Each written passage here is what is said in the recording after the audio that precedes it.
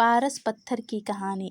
बहुत पुरानी बात है। एक किसान था, उसके पास सैकड़ों एकड़ जमीन थी। किसान बूढ़ा हो चला था। उसका एक लड़का था, उसका नाम सुरेश था। एक दिन अचानक जमींदार की मृत्यु हो गई। अब सारी जमीन की देखभाल उसके लड़के सुरेश के ऊपर आ गई।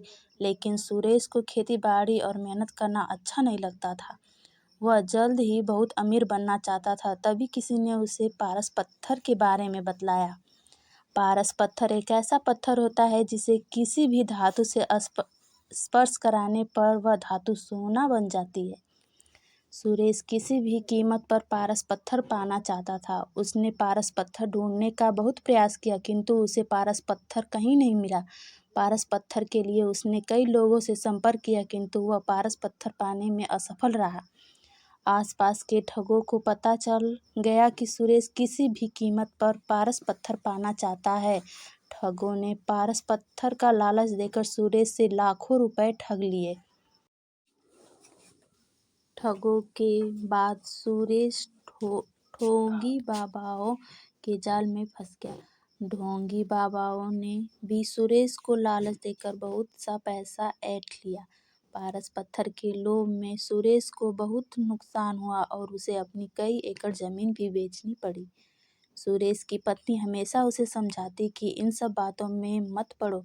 अपने पास बहुत जमीन है, उसी में खेती करो। मेहनत भी किसी पारस पत्थर से कम नहीं है। किंतु सुरेश को तो पारस पत्थर की ही धुन सवार थी। एक दिन गांव में बहुत पहुंचे हुए संत आए।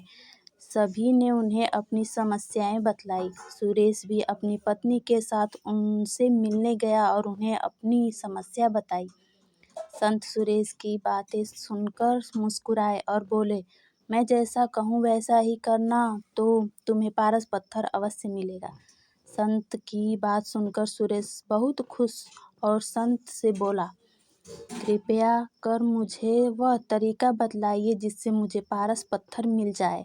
संत बोले, तुम्हें केले के पेड़ की पत्तियों के नोक पर जमा सुबह की ओस की बूंदें एक बर्तन में एकत्र करना है, और जब तुम 5 लीटर ओस की बूंदें एकत्र कर लोगे तो मैं उसे अभिमंत्रित कर पारस पत्थर में बदल दूंगा।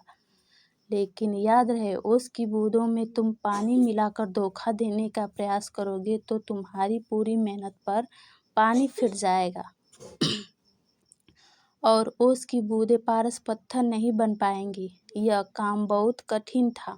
सबसे पहले सुरेश ने अपनी कुछ जमीन पर केले के पेड़ लगाए। केले के पेड़ धीरे धीरे बढ़ रहे थे, किंतु इतने पेड़ों से वह ओस की सिर्फ कुछ ही बूंदें एकत्र कर पा रहा था। उसने ये लगा, इतने केले के पौधे से 5 लीटर ओस एकत्र करने में तो उसे सालों लग जाएंगे। उसने फिर कुछ केले के पौधे और लगाए। इस तरह करते करते उसने अपनी लगभग पूरी जमीन पर केले के पेड़ लगा लिए। सुरेश अब इन केलों के पौधों को पानी देता और उनकी देखभाल करता था। 2 साल की अथक मेहनत के बाद सुरेश 5 लीटर ओस के बूंदें एकत्र कर पाया और अत्यधिक प्रसन्न होकर साधु महाराज के पास गया और उन्हें 5 लीटर ओस की बूंदें से भरा बर्तन देते हुए बोला, साधु महाराज, आपकी आज्ञा सुनकर मैंने 2 साल की अथक मेहनत के बाद ये 5 लीटर ओस की बूंदें एकत्र कर ली है। कृपया अब इन्हें पारस पत्थर में बदल दीजिए। साधु महाराज बोले, सुरेश, तुम्हारी मेहनत सराहनीय है। तुम्हें तुम्हारी मेहनत का फल अवश्य मिलेगा। कल जब तुम आओगे तो अपनी पत्नी को भी साथ लाना।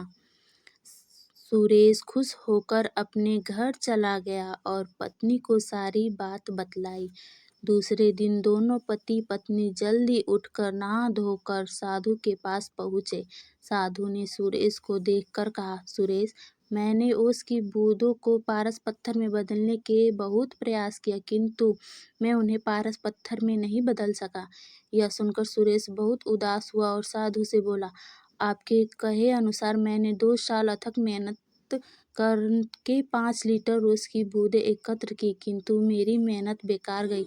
अपने भी दूसरे लोगों की तरह मुझे झूठ बोला। सुरेश की बात सुनकर साधु बोला, बेटा, मेहनत कभी भी बेकार नहीं जाती। तुम्हारी पत्नी के हाथ में जो पोटली है उसे खोलो। सुरेश ने अपनी पत्नी के हाथ में रखी पोटली खोली तो देखकर दंग रह गया। उसमें सोने चांदी के आभूषण और कीमती रत्न थे। साधु बोले, सुरेश, ये तुम्हारी मेहनत का फल है जो किसी पारस पत्थर से कम नहीं है। सुरेश ने कहा, यह मेरी मेहनत का फल कैसे हुआ?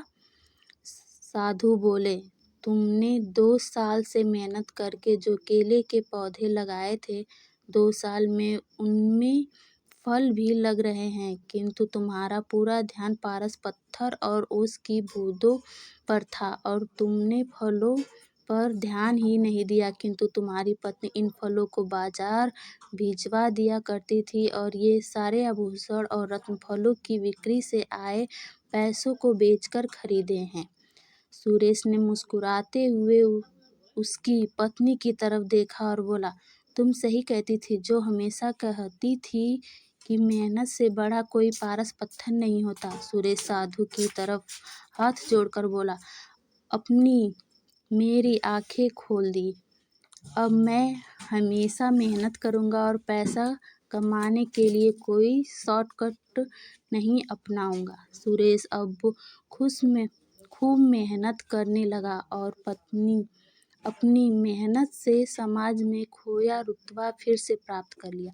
शिक्षा मेहनत से कुछ भी पाया जा सकता है।